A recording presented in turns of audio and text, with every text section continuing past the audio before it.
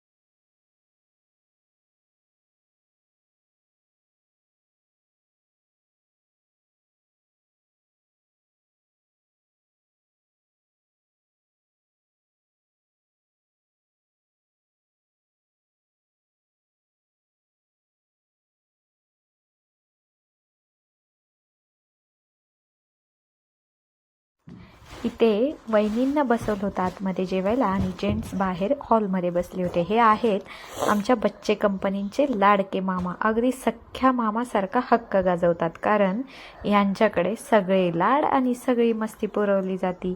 म्हणून यांची अशी मामा आली का खूप आनंदात अशी मस्ती चालू असते. दोघांना पण मामाच्या कडेवर बसायचं होतं आणि मामाने पण लाडाने अगदी कडेवर उचलून घेतलं होतं. आणि हा मामा असले का खूप मज्जा असते आणि खूप आनंद होतो यांना. सोबतच इकडे आम्ही 3:30ला अमावस्या संपणार होती म्हणून दीप अमावस्याची तयारी करून घेतली आणि मुलांना ओवाळून घेतलं. ही आहे दीदी आमची, माझ्या मैत्रिणींची मुलगी. हा आहे आमचा शौर्य, माझ्या लहान दिराचा मुलगा. आणि हा आरुष, हा आहे माझा मुलगा.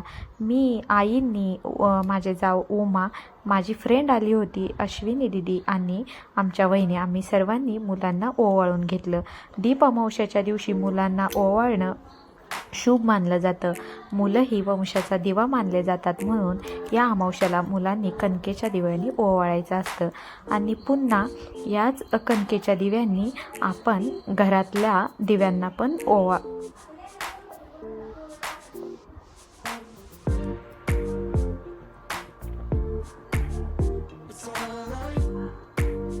मुलांना ओवाळून झाल्यानंतर मी आणि माझी जाऊ उमा, आम्ही दोघींनी घरातील देवांना पण ओवाळून घरातल्या दिव्यांची पूजा करून घेतली.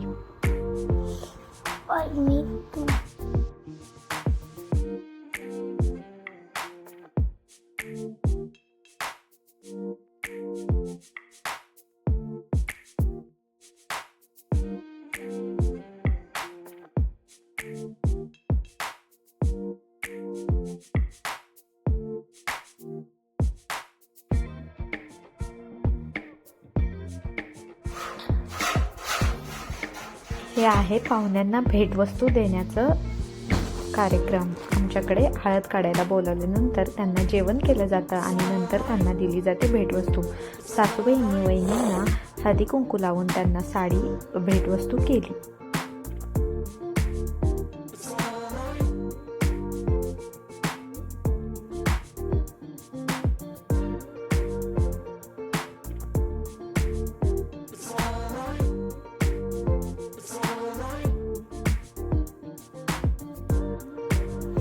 पाहुणे परत निघाले होते. पाहुण्यांना आम्ही बाय बाय करण्यासाठी थांबलो होतो.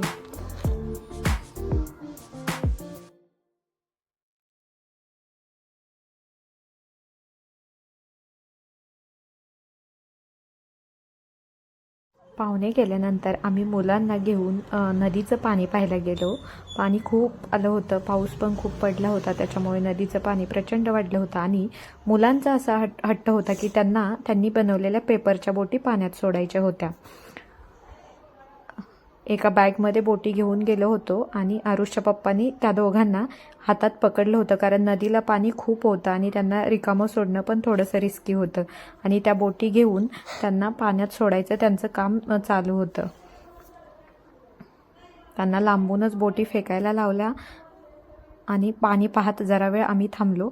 खूप साऱ्या बोटी बनवल्या होत्या, परंतु 2-4च बोटी त्यांना टाकायला दिल्या. तोपर्यंत तिथं पोलीस आले होते. नदीला पाणी खूप असल्यामुळे पुलावर जास्त वेळ थांबायला अलाउड नव्हतं, म्हणून आम्ही नंतर तिथून परत यायला निघालो. समोर तुम्हाला जे आता दिसत होतं ते आहे आमच्या इथलं गाथा मंदिर. त्याचा एक सेपरेट व्लॉग नंतर या यूट्यूब चॅनलवर येईल. तो पाहण्यासाठी चॅनलला सबस्क्राईब करा आणि जे समोर बेल आयकॉन आहे तो पण प्रेस करून ठेवा, जेणेकरून नवीन जे व्लॉग येतील त्याचं नोटिफिकेशन तुम्हाला तुरंत मिळेल आणि लवकर पाहाल. असेच नवनवीन व्हिडिओ पाहण्यासाठी तुम्ही चॅनलला सबस्क्राईब करा, लाईक करा आणि शेअर करा. धन्यवाद.